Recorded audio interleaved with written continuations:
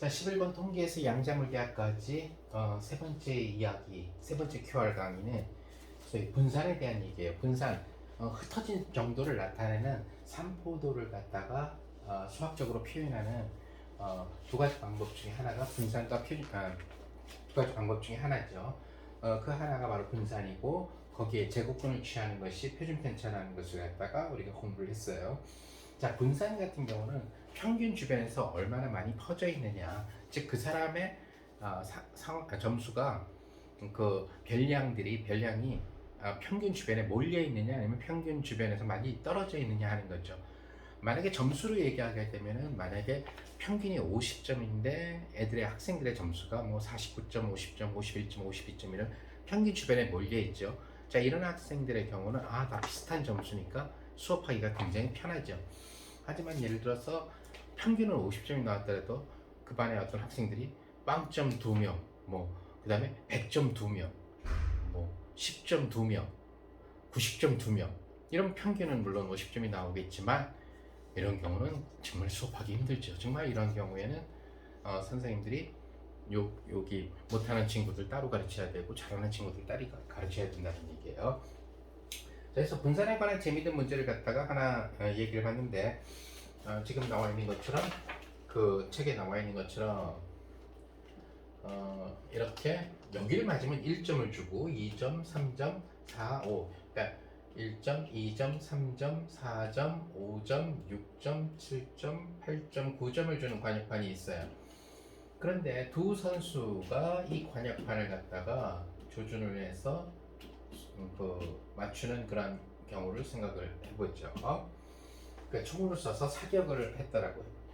그러니까 이번 이 A라는 친구와 B라는 친구들, A라는 친구는 여기 2점짜리 두 발을 맞췄고 3점 한 발, 그 다음에 4점에 한 발, 5점에 두 발, 6점에 한 발, 7점에 한 발, 그 다음에 8점에 두 발, 9점에 안 맞고요.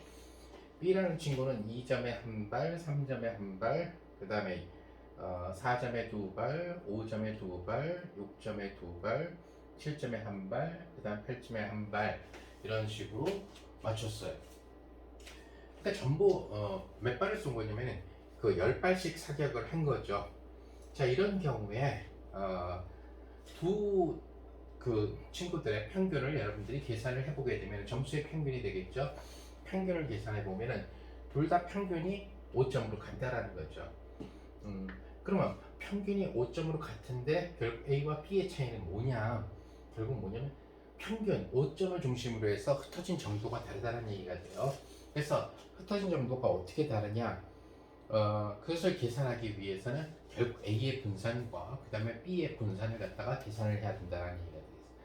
그래서 A의 분산과 B의 분산을 갖다가 여러분들이 그 책에 나와 있는 것처럼 계산을 해보면은 결국 A의 분산 둘 다 평균은 5점으로 같아요.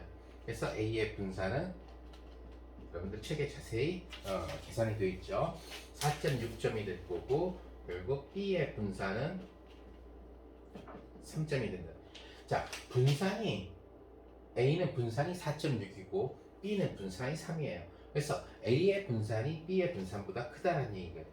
그래서 A는 5점을 중심으로 해서 조금 점수들이 흩어져 있다는 사실을 알 수가 있고 B라는 경우는 5점을 중심으로 해서 점수들이 모여 있다는 사실을 알 수가 있어요. 이렇게 분산은 평균 주변에 별량들이 이렇게 평균 주변에 모여 있느냐 아니면 평균에서 멀리 떨어져 있느냐, 별량들이 떨어져 있느냐를 나타내는 양이 되겠어요. 자, 이제 이런 것들을 갖다가 실제 양궁 경기장에 이런 원형판에 10점, 9점, 8점 이런 식으로 나가는 경우로 하게 된다 그러면은 같은 평균을 가졌다 하더라도 얼마나 이 사람이 그 같은 평균을 가졌다 하더라도 들쑥날쑥하지 않고, 즉 예를 들어서 9점만 계속 쏘는 사람이 10점 썼다 8점 썼다 10점 썼다 8점 썼다 이렇게 하는 사람보다는 조금 안정적이다, 이렇게 얘기를 해줄 수가 있다는 얘기가 되겠죠. 네, 그럼 다음 시간에 보도록 하죠.